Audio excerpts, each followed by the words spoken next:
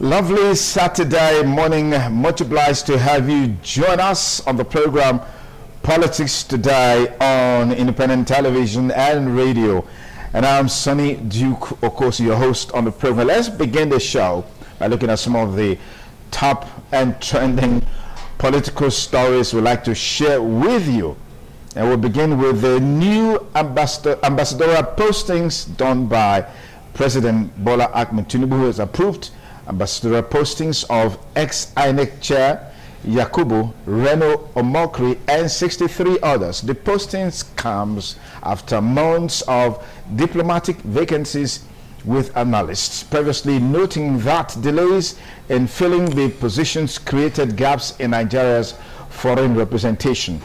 President Bola Ahmed Tinubu has approved the posting of 65 ambassadors designate to Nigerian diplomatic missions worldwide, including those at the United Nations, in a move aimed at strengthening the country's diplomatic presence abroad.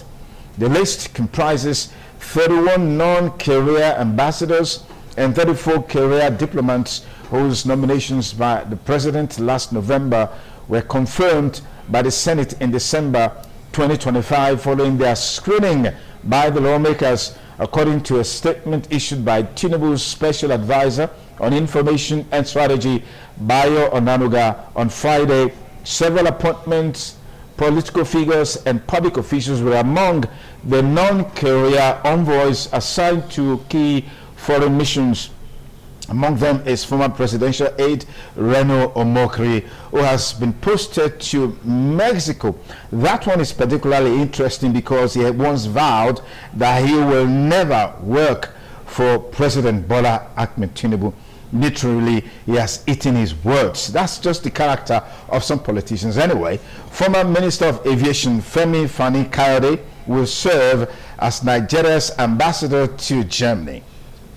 Okay, let's look at other stories that we are following. Former Vice President Alhaji Atiku Abubakar on Friday condemned the attack on the African Democratic Congress ADC office in Ubima, Ikuri local government area of Rivers State, describing it as a dangerous development that threatens democratic norms in Nigeria.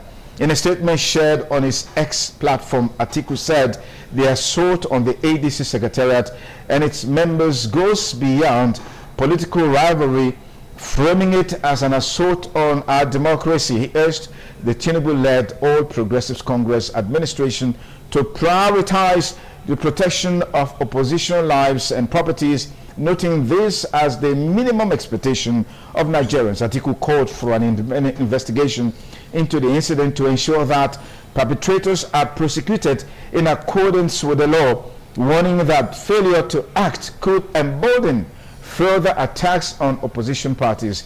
He also referenced a separate unresolved attack on ADC leaders, including Mr. Peter Obi in Benin, those states, stressing that the outcome of that investigation is still being awaited. The protection of opposition members is crucial for the health of our democracy, Atiku said, emphasizing the need for accountability and the rule of law. Okay, let's move to Kano State, where, of course, a whole lot is going on with the impeachment notice which was served on the Deputy Governor Guazo over alleged 1.6 billion naira funds diversion. The notice was presented during the plenary by the majority leader, who said the move was in accordance with the Constitution. The Kano State House of Assembly has initiated impeachment proceedings against the Deputy Governor of the state, Aminu Abdulsalam Guazo, over allegations of gross misconduct, abuse of office, and breach of public trust. The impeachment notice was presented during plenary by the majority leader of the House, Lawan Hussaini Dala, who said the action was taken in line with Section 188 of the 1999 Constitution of the Federal Republic of Nigeria as amended. Dala told lawmakers that the allegations relate to Abdulsalam's tenure as Commissioner for Local Government between 2023 and 2024, as well as his current position as Deputy Governor. According to him, The deputy governor allegedly participated in the diversion of funds meant for the administration of the state's 44 local government councils during his tenure as commissioner overseeing the sector. The majority leader alleged that between June 2023 and January 2024, Abdulsalam received a monthly kickback of 1.5 million naira from each of the 44 local government areas. The question is, why now?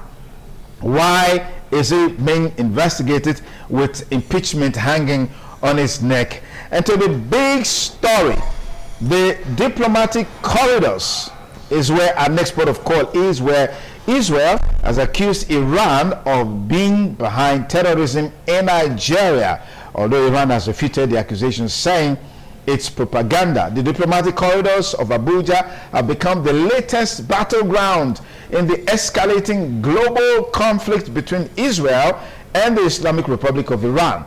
The Israeli ambassador to Nigeria, Michael Freeman, leveled heavy accusations against Iran, alleging that the regime's actively sponsoring terrorism within Nigeria and across Europe.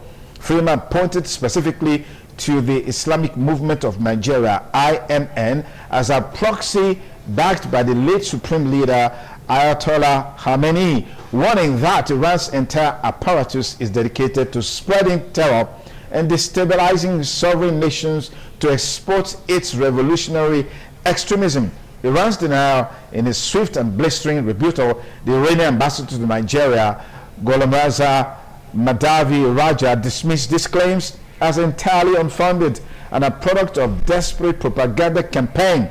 Raja argued that the Israeli allegations are a strategic smokescreen designed to deflect global attention from Israel's own record of state terrorism. He countered that it is Israel, not Iran, that has a documentary history of violating international law through the targeted assassination of scientists and political figures on foreign soil. We'll be talking more along those lines much later. Meanwhile, Iran's President Masoud Pezeshkian has apologized to neighboring countries for attacks launched during the Islamic Republic's war with Israel and the United States.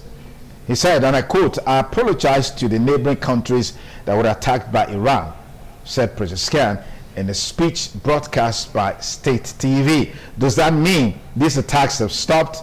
Certainly not.